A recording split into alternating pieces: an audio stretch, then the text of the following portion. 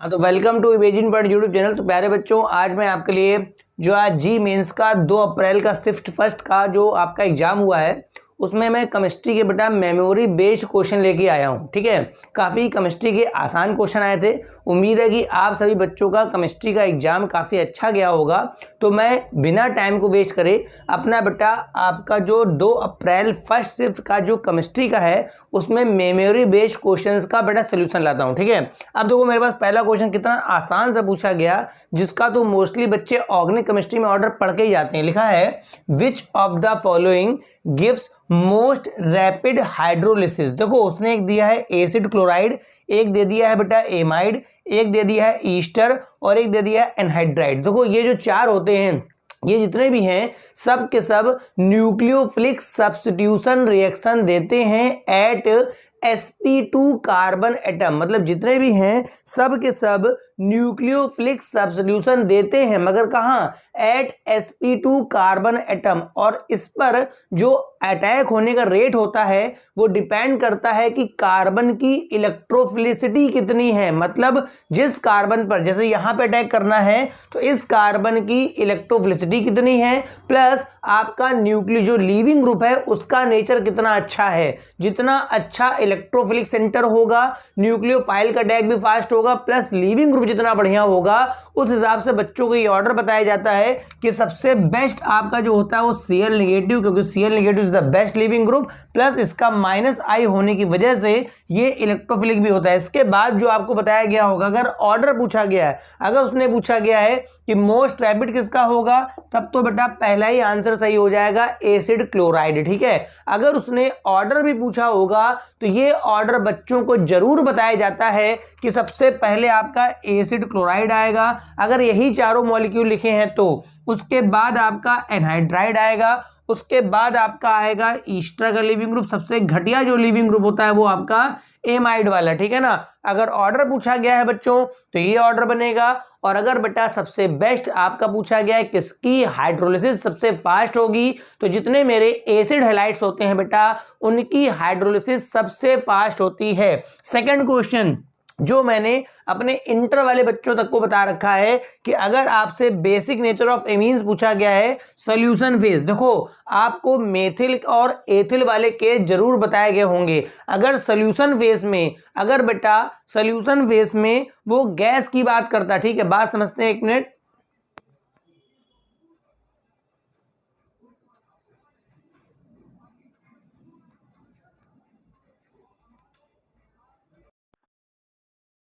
Dispute हुआ, देखिए इधर, अगर बेटा गैस फेज में पूछता है तो आपको बताया गया था गैस फेज में स्टेरिक क्राउडिंग यानी कि हाइड्रेशन इफेक्ट का कोई इफेक्ट नहीं आता है, तो वहां पर 3rd डिग्री, 2 डिग्री, 1 डिग्री और अमोनिया ये ऑर्डर बनता है। मगर अगर सोल्यूशन फेज में है तो आपको मेथिल और एथिल वाला केस जरूर बताया गया होगा कि मेथिल वाले में 2, 1 और 3 213 बच्चे याद करके जाते हैं, और जो एथिल होता है उसमें आपका 2, 2 के बाद आपका क्या हो जाता है 3, 3 के बाद 1। अगर आपके पास एथिल ग्रुप है, देखो मैंने ऐसे रटवाया था, मैंने ऐसे दिमाग लगवाया था कि अगर मेथिल है, मेथिल मतलब छोटा, देखो सेकेंडरी दोनों में आगे होता है, सेकेंडरी बेटा दोनों में आगे होता है, चाहे मेथिल हो और चाहे एथिल, सबसे लास्ट में तो अमोनिया ही आता है। ठीक है ना, मगर अगर मेथिल है छोटा छोटा छोटा, बताओ 1 और 3 में छोटा कौन है? 1, तो पहले 1 लगा देना, बाद में 3 पटक देना। अगर एथिल है, एथिल का मतलब क्या हो गया? बड़ा, बड़ा मतलब क्या हो गया? मेथिल तो बड़ा है ना, तो 3 पहले बाद में 1 पटक देना। इस तरह से आपको दिमाग में रहेगा। तो ये ऑर्डर मेरे को जहां मिलेगा, पहले मैं देखता हूं मेथिल का केस है भाई, मेथिल का केस है सेकेंडरी इमीन, ये आपका आप देखिए सेकेंडरी इमीन के बाद 2 के बाद 1 के बाद 3, यानी 2 के बाद 1 के बाद 3, बिल्कुल परफेक्ट। मेरा पहला ही ऑप्शन जो है वो बेटा जो बच्चे ये आप सीक्वेंस पढ़ के गए होंगे, जिन लोगों ने सेकेंडरी टर्सरी प्राइमरी वाला रहता फैलाया होगा वो गलत कर आए होंगे, मगर जिन बच्चों ने ये सीक्वेंस पढ़ा होगा किसी तरीके से 213 और 231 वाला, उनका बेटा आंसर सही हो गया होगा। बना लीजिए, मैं अपने आगे क्वेश्चन लेके आता हूं। अब देखिए फोर्थ क्वेश्चन कितना आसान सा क्वेश्चन आ गया, एक 11th क्लास का क्वेश्चन आ गया। Halogen does not follow following trend, मतलब मेरे पास जो फ्लोरीन है, क्लोरीन है, ब्रोमीन है और आयोडीन है, ये कौन सा ट्रेंड फॉलो नहीं करते हैं? देखो भैया हेलोजन्स की बात करें तो इनमें रेडियस का ट्रेंड फॉलो होता है, इलेक्ट्रोनेगेटिविटी का ट्रेंड फॉलो होता है, आयनाइजेशन एंथैल्पी का भी फॉलो होता है, केवल इलेक्ट्रॉन गेन एंथैल्पी का जो ट्रेंड बेटा वो फॉलो नहीं होता है। ठीक है, होना चाहिए था फ्लोरीन के बाद क्लोरीन के बाद ब्रोमीन के बाद आयोडीन, मगर इलेक्ट्रॉन इलेक्ट्रॉन रिपल्सन की वजह से क्लोरीन की वैल्यू थोड़ी सी ज़्यादा, मतलब फ्लोरीन में ज़्यादा कम हो जाता है, क्लोरीन आगे, मतलब क्लोरीन के बाद आपका फ्लोरीन फिर ब्रोमीन और ये आयोडीन। काफ़ी आसान सा क्वेश्चन है। तो ये आपका ऑर्डर, तो कुल मिला के इसमें जो टिक लगेगा बेटा वो इलेक्ट्रॉन एफिनिटी यानी इलेक्ट्रॉन गेन एंथैल्पी का ऑर्डर फॉलो नहीं होता है। ये देखो ये क्वेश्चन थर्मोडायनामिक्स से आ गया है। लिखा है which of the following is correct for बेटा एडियाबैटिक प्रोसेस। ठीक है, तो एडियाबैटिक हम लोगों को फर्स्ट ला तो पता है ना, Q plus W is equal to delta E, ये आप सभी सब पढ़ के जाते हैं। ठीक है ना, तो फर्स्ट ला के लिए क्या है बेटा, अब लिखा है फर्स्ट ला के लिए molar heat capacity is zero. देखो भाई, अगर आप बात करें, आपको सेलेक्ट छाटने कौन कौन से सही है, ठीक है, करेक्ट छाटने। ठीक है, molar heat capacity is zero, series बात है, जब प्रोसेस एडियाबैटिक है आप सिस्टम को हीट दोगे तो वो लेगा ही नहीं, तो उसकी जो मोलर हीट कैपेसिटी आएगी वो जीरो आएगी, यानी ये तो आपका ऑप्शन सही है, क्योंकि आपका प्रोसेस कैसा है बेटा, एडियाबैटिक है। आप जब हीट दोगे आपका एडियाबैटिक प्रोसेस में Q का मान क्या होता है, जीरो। तो कुल मिला के फॉर्मूला आपने पढ़ा होगा Q बराबर C डेल्टा T, ये आपने पढ़ा है। अगर Q आपका जीरो होगा तो मोलर हीट कैपेसिटी और मतलब C की वैल्यू ऑलरेडी क्या हो जाएगी, जीरो, ये सही है। लिखा है molar heat capacity is infinity, ये तो भाई गलत हो गया। अब देखो कभी कभी नीचे चारों दे रखे हैं, कभी कभी ऐसे भी छांट लिया करो कि अगर आपके पास A सही है और B गलत है, तो जिसमें जिसमें B आ जाएगा बेटा, जिसमें जिसमें B आ जाएगा वो तो नप जाएगा। ठीक है, तो देखो आपके सेकंड ऑप्शन में B आ गया, ये नहीं हो सकता। आपके थर्ड ऑप्शन में B आ गया, ये भी नहीं हो सकता। आपके फोर्थ ऑप्शन में चारों आ गए, ये भी नहीं है। कुल मिला के जरा फर्स्ट ऑप्शन देखो A एंड C वाला है, फिर भी देख लेते हैं।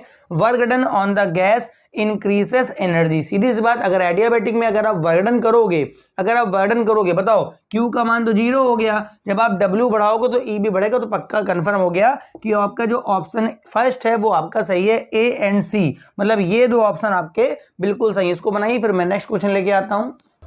अब देखिए क्वेश्चन ये पूछा गया, शायद ट्रू एंड फॉल्स में आया था। अब ये मेरे को नहीं पता किस तरह से था कि एल्युमिनियम और गैलियम के उसने पूछ रखे थे क्या करेक्ट है, तो मैंने करेक्ट वाला बता दिया है। देखो एल्युमिनियम और गैलियम की बात करें, चूंकि थर्ड डे वाले में है तो रेडियस में इसमें गड़बड़ी होती है। ठीक है, कायदे से गैलियम की रेडियस ज्यादा होनी चाहिए बेटा किससे, एल्युमिनियम से, मगर करेक्ट देखा जाता है कि अगर एटॉमिक रेडियस की बात करी जाए तो एल्युमिनियम की रेडियस बड़ी हो जाती है और गैलियम की क्या होता है बेटा, छोटी हो। ये एक्सेप्शनल केस था, मगर हाँ अगर इन्हीं की आयनिक रेडियस की बात करी जाए इलेक्ट्रॉन निकालने के बाद तो भैया नॉर्मल वैल्यू आती है, मतलब गैलियम ही बड़ा होता है, एल्युमिनियम क्या होता है, छोटा। तो जो अगर ट्रू फॉल्स में आया है तो देख लीजिएगा, मैंने सही आंसर अपना बता दिया। ठीक है, एक क्वेश्चन ये पूछा गया था, इतने मॉलिक्यूल्स में कहां कहां पर आपका sp3d हाइब्रिडाइजेशन है। अगर मैं SO2 की बात करूं तो S डबल बॉन्ड हो एक लोन पेयर, भाई यहाँ तो बेटा केवल sp2 ही हो गया, 2 सिग्मा एक लोन पेयर। अगर NF3 की बात करूं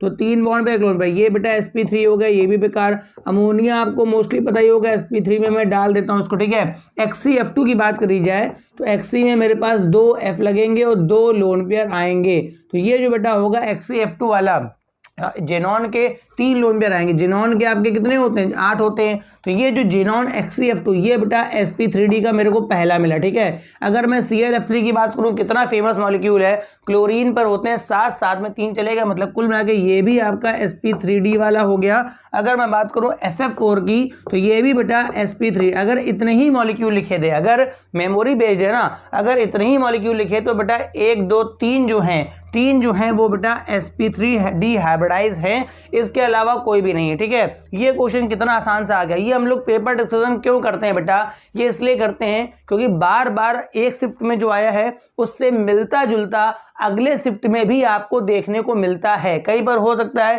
कि जैसे sp3d दे दिया, कोई यही क्वेश्चन फिर से दे दे और पूछ दे बताओ कहां कहां पर sp3 है, कल को वहां पर उसने इलेक्ट्रॉन एफिनिटी पूछा, कहां गड़बड़ होता है। कल को हो सकता है कि किसी शिफ्ट में वो ऑर्डर डाल दे कि बता दो भाई क्या ऑर्डर है। तो कहना ये चाह रहा हूं कि इस सेशन को देखा जरूर करो, ताकि बेटा क्वेश्चंस का कुछ गेस लगता है, क्वेश्चंस आगे पीछे घूम के ही बनते हैं। ये पूछ रहा है इसमें से कौन सा एंटी एरोमेटिक है, भाई देखो 2 पाई इलेक्ट्रॉन यहाँ, ये -6 पाई इलेक्ट्रॉन, ये तो भाई एरोमेटिक है। ठीक है, इसमें आ जाओ 2 2 4 और प्लस लग गया 4 पाई इलेक्ट्रॉन प्लस रेसोनेंस भी यहाँ होता है, तो यही एंटी एरोमेटिक है, ऑप्शन बी सही है। हाँ, इससे बच के रहना कॉट वाले से, ये भी आपका 8 पाई इलेक्ट्रॉन है, मतलब 4n पाई इलेक्ट्रॉन फॉलो करता है, मगर चूंकि टब शेप का होता है, ये नॉन प्लेनर मॉलिक्यूल है, तो ये बेटा नॉन एरोमेटिक कंपाउंड में आता है। बहुत से बच्चे इसमें केवल इलेक्ट्रॉन काउंट करके हकल मोबियस रूल लगा करके एंटी एरोमेटिक बता के चले आते। तो उम्मीद है आपको ये जो 6-7 क्वेश्चन मैंने जो बताए हैं, इसका सेशन आपको समझ में आया होगा। अगर सेशन पसंद आया करे तो बेटा लाइक कर दिया करो, शेयर कर दिया करो, और चैनल सब्सक्राइब नहीं किया है तो इस तरह के सेशन लेने के लिए चैनल को सब्सक्राइब कर लो। Thank you for watching.